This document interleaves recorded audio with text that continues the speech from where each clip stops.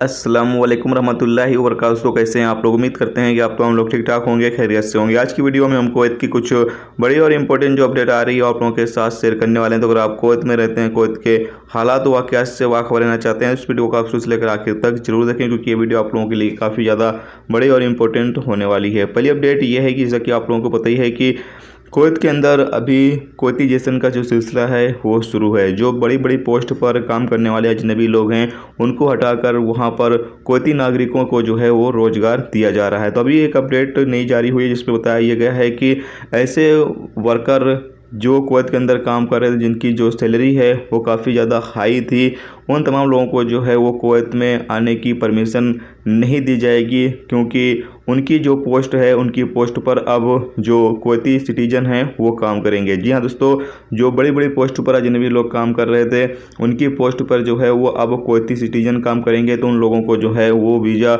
जारी नहीं किया जाएगा, वर्क वीज़ा जो है वो इशू नहीं किया जाएगा। वो तमाम लोग अब कुवैत के अंदर एंट्री नहीं कर सकते हैं। इसके अलावा अगली अपडेट ये है कि कुवैत के अंदर लगातार ये खबर आ रही है कि जो टिकट प्राइस है वो काफ़ी ज़्यादा इस वक्त लिया जा रहा है एयरलाइंस कंपनियों की तरफ से।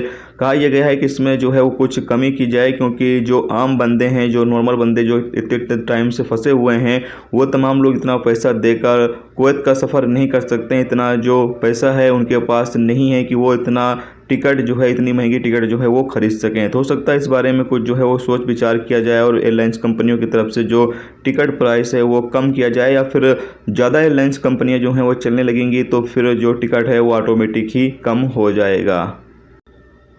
इसके अलावा अगली अपडेट ये है कि कुवैत मिनिस्ट्री ऑफ इंटीरियर की टीम ने हाउली गवर्नरेट में एक मकान पर जो है वो छापा मारा, जहां पर 4 नेपाली सिटीजन जो हैं वो शराब तैयार करके और उसको बेच रहे थे, उसका कारोबार कर रहे थे। जिसके बाद इन लोगों को जो है वो गिरफ्तार कर लिया गया। उनके खिलाफ जो भी कानूनी कार्रवाई है वो की जाएगी।